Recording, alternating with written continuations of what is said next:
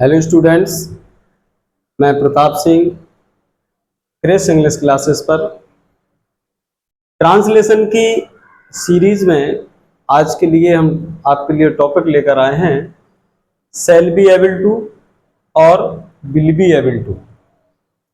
ये बहुत ही important topic है।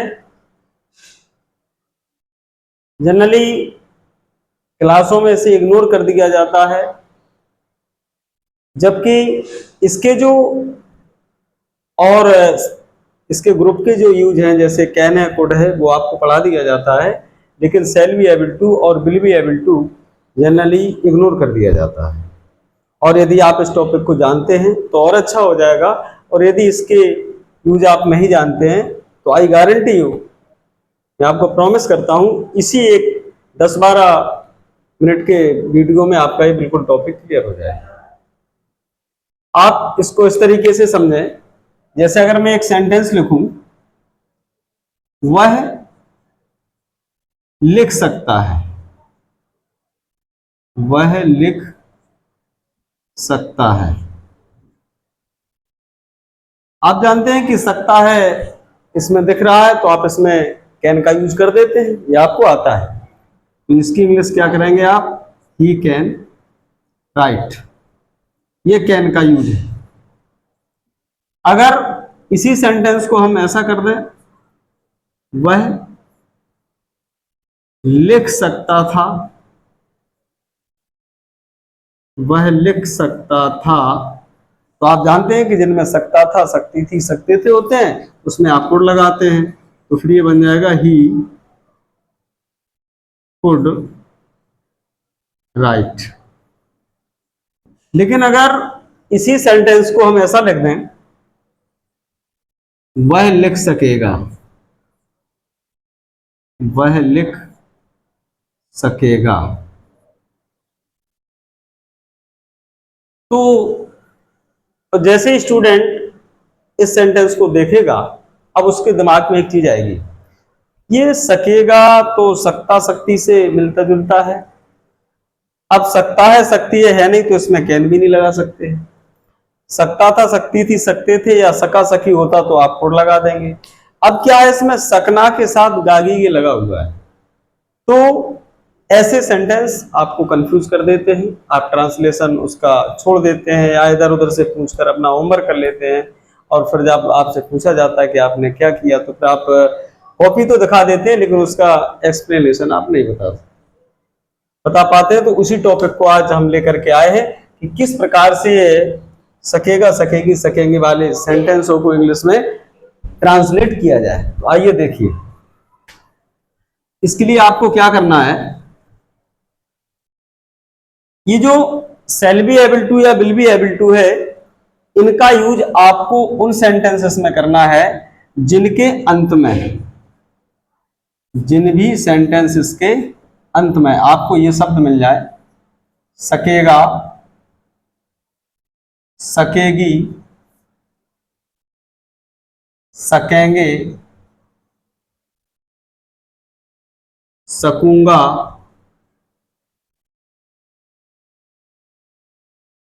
सकोगे, या पाएगा, पाएगी, या पाएंगे, या पाऊंगा, या लेगा, लेगी, लेंगे, लूंगा, लोगे।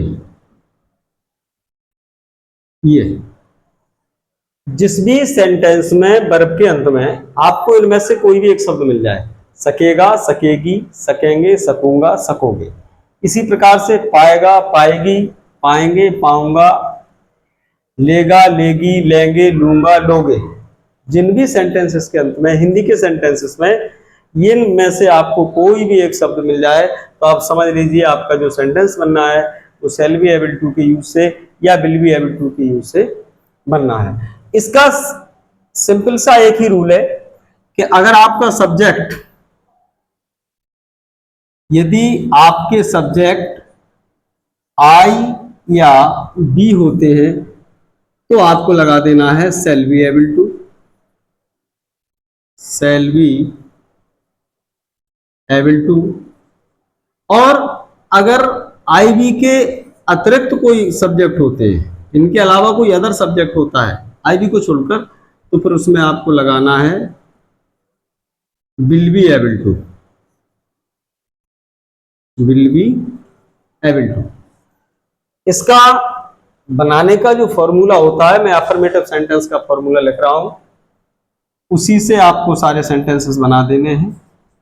तो इसका फॉर्मूला ये कहता है, अगर सेंटेंस अफर्मेटिव है तो सबसे पहले आप लगाइए सब्जेक्ट, इसके बाद shall be able to, shall be able to या will be able to, will be able to. इसके बाद वर्ब का फर्स्ट फॉर्म लगाइए, इसके बाद आप लगाइए ऑब्जेक्ट, और इसके बाद कंप्लीमेंट। जो आपका सेंटेंस में अदर वर्ड बस जाते हैं, जिनको आप अदर वर्ड कहते हैं, वो वास्तव में कंप्लीमेंट होता है, तो उसको लगाइए। अब इस फॉर्मूला से कुछ एग्जाम्पल्स हम आपको लिखते हैं, जैसे वह आज नहीं आ सकेगा। यहां पर एक चीज और हो सकता है, अब ये सकेगा आ गया है, इस सकेगा की जगह वह के हिसाब से यहां पर यह भी हो सकता है पाएगा। बात एक ही है, चाहे आप इसको ऐसा कह लें, वह आज नहीं आ सकेगा, या फिर वह आज नहीं आ पाएगा, एक ही बात। अब इसके अंत में आपको दिख रहा है कि सकेगा होगा तो ये आ गया, और अगर पाएगा रहेगा तो पाएगा आ गया, तो ये इसी के अंतर्गत आएगा। अब आपको इसको बनाना है, तो सबसे पहले सब्जेक्ट, सब्जेक्ट मतलब वह, ही, और जब सब्जेक्ट ही है तो फिर क्या लगना है, विल बी एबल टू, क्योंकि अब शैल बी एबल टू या विल बी एबल टू में से कोई एक लगाना है, फॉर्मूला आपका कह रहा है। तो सब्जेक्ट चूंकि ही है, और अगर आई या बी में से कुछ होता तो आप क्या लगा देते, शैल बी एबल टू। तो ही के हिसाब से ये सब्जेक्ट हो गया, अब लगाएंगे आप will be able to, he will, अच्छा वैसे लगना तो चाहिए विल बी एबल टू, लेकिन इसमें नहीं है, और आप जानते हैं कि जब नहीं होता है तो विल या शैल के जस्ट बाद नॉट लगता है, तो ही विल नॉट, इसके बाद बी, फिर able to, he will not be able to. अब वर्ब क्या है, जो सकेगा सकेगी के पहले लगा हुआ है वही वर्ब है। आ मतलब आना, मतलब कम। अब ये आपका सब्जेक्ट हो गया, ये आपका विल बी एबल टू हो गया, ये आपकी वर्ब की फर्स्ट फॉर्म हो गई। अब बचता क्या है, ऑब्जेक्ट या कंप्लीमेंट। इसमें ऑब्जेक्ट नहीं है, इसमें अब आज बच रहा है जो कि आपका कंप्लीमेंट है, तो लास्ट में आ जाएगा टुडे। दूसरा एग्जाम्पल, मैं इसे उठा लूंगा। ये ऐसा भी हो सकता था, मैं इसे उठा पाऊंगा, तब भी वही बात थी। ये यहां पर ये भी हो सकता है, मैं इसे उठा सकूंगा, तब भी वही बात। मैंने कहा ना, इनमें से कोई एक शब्द आना चाहिए, एक ही बात है। मैं इसे उठा लूंगा तब भी वही चीज है, मैं इसे उठा पाऊंगा तब भी वही चीज है, मैं इसे उठा सकूंगा तब भी वही चीज है। अगर ऐसे लिख के आएगा तो इसमें आपको ये लूंगा मिल जाएगा, और अगर ये पाऊंगा लिख के आएगा तो इसमें ये पाऊंगा है, और अगर सकूंगा लिख के आएगा तो वो तो इसमें आप देख ही रहे हैं सकूंगा। तो ये भी शैल बी एबल टू या will be able to use वाला सेंटेंस है। फॉर्मूला, सब्जेक्ट मतलब मैं, मतलब आई, और सब्जेक्ट के बाद क्या लगाना है, शैल बी एबल टू या विल बी एबल टू। अब सब्जेक्ट क्या है, आई, तो आई और बी के साथ क्या लगाना है, सेल बी एबल टू, ये लगाएंगे आप, आई सेल बी एबल टू। इसमें नहीं नहीं है इसलिए नोट नहीं लगा है, और अगर नहीं होता तो इसमें भी नोट लगता। अब ये टू हो गया, अब लगाना है वर्ब, और वर्ब कहाँ होती है, ये लूंगा, पाऊंगा, सकूंगा के जस्ट पहले उठा। उठा मतलब उठाना, उठाना मतलब lift. I shall be able to lift. अब क्या बच रहा है ऑब्जेक्ट, इसे, दिस।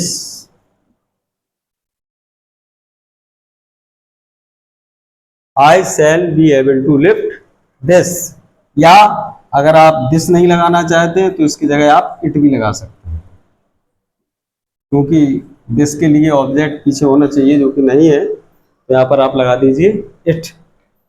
तीसरा,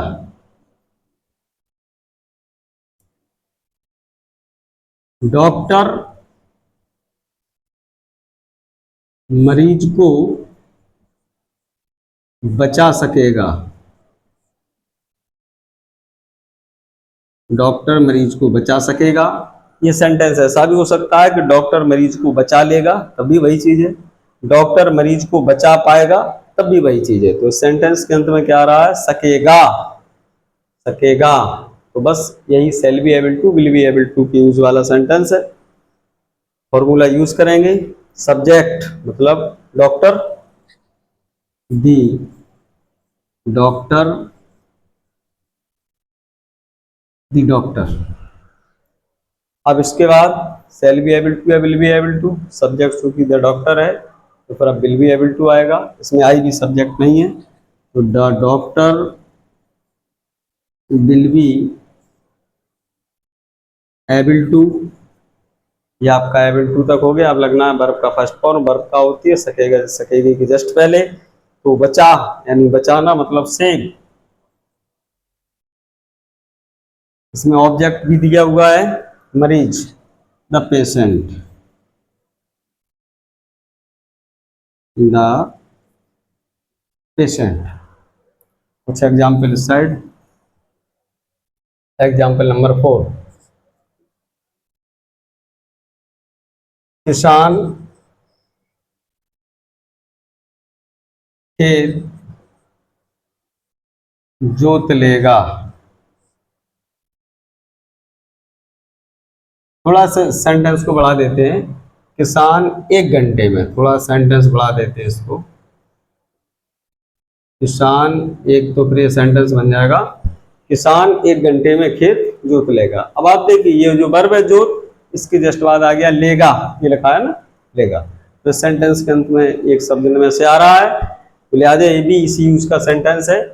फॉर्मूला यूज करते हैं, सब्जेक्ट मतलब किसान मतलब दी फार्मर, दी फार्मर, और फार्मर के साथ क्या लगना चाहिए, आप देख पा रहे हैं will be able to, the farmer will B